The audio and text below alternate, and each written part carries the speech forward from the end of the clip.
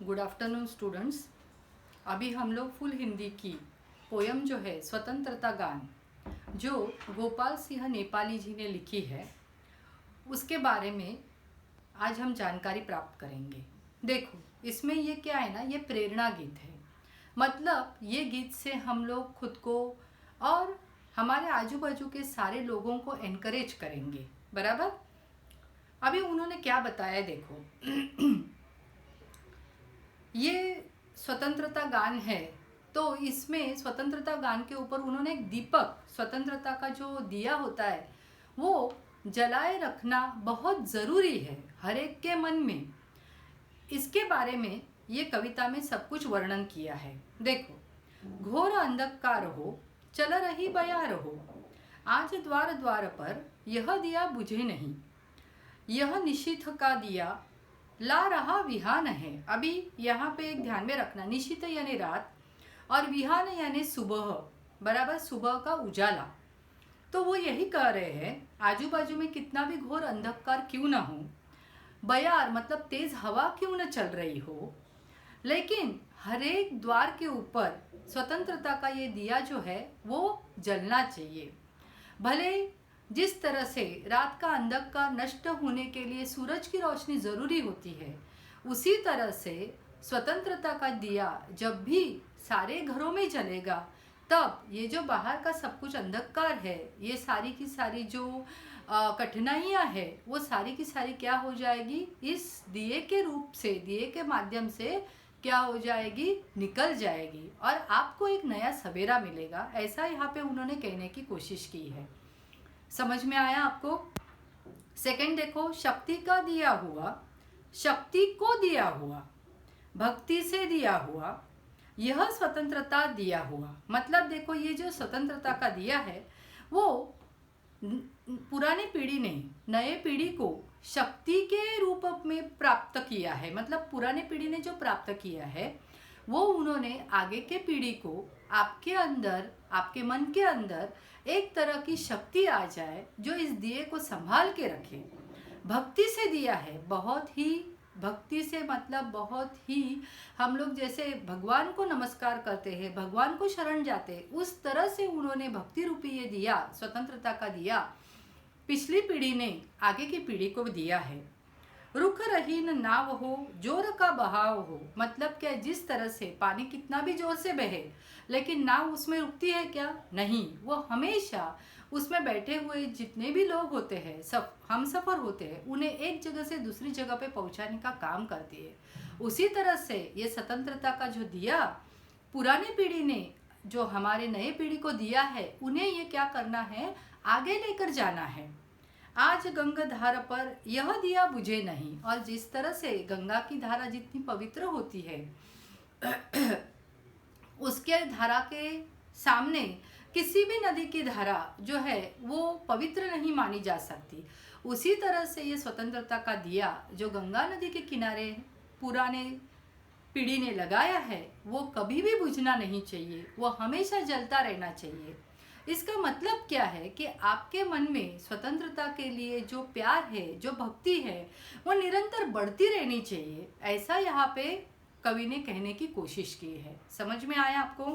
पहले इसमें उन्होंने बताया है, कितना भी अंधकार हो, कितनी भी जोर की हवा चल रही हो, जिस तरह से अंधेरे का नाश करने के लिए सूरज की रोशनी आती है, उसी तरह से बाहर ये जो सब कुछ अंधकार चल रहा है देशभक्ति के नाम के ऊपर, वो निकल कर एक स्वतंत्रता का दिया हमेशा जलता हुआ दिखाई देना चाहिए। फिर उन्होंने क्या बताया है कि पिछली पीढ़ी ने ये अपने आने वाली पीढ़ी को ये स्वतंत्रता का दिया कितने भक्ति भाव से दिया है, उसे आपको हमेशा आगे लेकर जाना है। बराबर। अभी थर्ड इसमें दिया है, यह अतीत कल्पना, यह विनीत प्रार्थना, यह पुनीत भावना, यह अनंत साधना। शांति हो, अशांति हो, युद्ध हो, संधि हो, क्रांति हो, बराबर, तीर पर कछार पर यह दिया बुझे नहीं।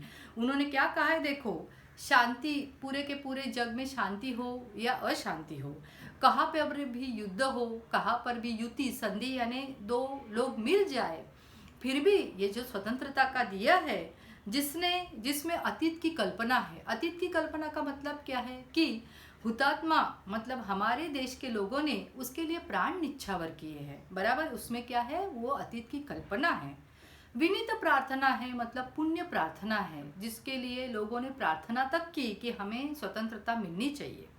पुनीत भावना, पुण्य भावना है मतलब क्या है, अच्छे फीलिंग्स है इसमें, बराबर। इस तरह का यह जो दिया है वो भले शांति अशांति, युद्ध हो, संधि हो, क्रांति हो, कहाँ पर भी ये दिया जला हो, भले वो तीर पर हो, नदी के किनारे हो, फिर भी यह दिया क्या है, कभी बुझना नहीं चाहिए, वो निरंतर जलते रहना चाहिए। ऐसा यहाँ पे हमें कवि ने बताने की कोशिश की है। मतलब क्या है, स्वतंत्रता का ये जो दीपक है वो हर हाल में जलता हुआ नजर आना चाहिए, ऐसा यहाँ पे कहने की उन्होंने कोशिश की है। आपको समझ में आई पोयम? अभी आगे देखिए। तीन चार फूल है, आस पास धूल है, बास है बबूल है। बास यानी बांबू और बबूल यानी बबूल के कांटे का वृक्ष। घास के दुकुल है, अभी दुकुल यानी दुपट्टा बोलते हैं उसे एक्चुअली, लेकिन क्या है ना, घास का दुपट्टा नहीं बोल सकते, सभी जगह पे घास है। वायु, वायु भी हिलोर, हिलोर दे मतलब क्या है, वायु की लहरें जो होती है ना वो आ जाए। फूक दे चकोर दे, कब्र पर मजार पर, यह दिया बुझे नहीं।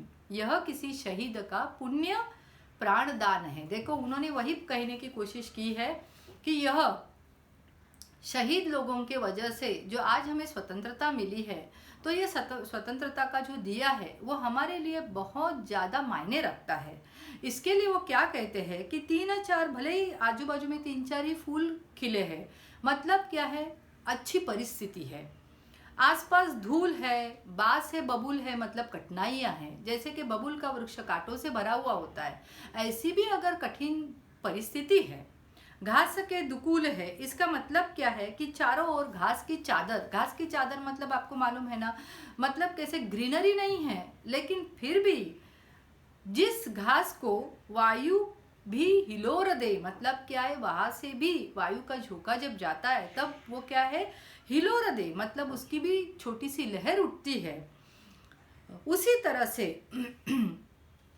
वायु चाहे उसे क्या करे, फूक दे या चकोर दे, मतलब क्या है, उसे फूक मारे, वायु उसको क्या करे, थोड़ा सा हिला दे या फिर झंझोर कर रख दे, बराबर, चकोर दे।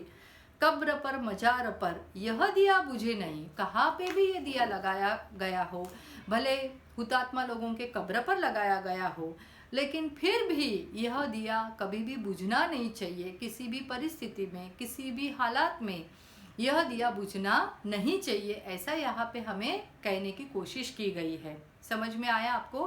तीन चार फूल है, आस पास धूल है का शब्दशः अर्थ मत यहाँ पे मत लेना।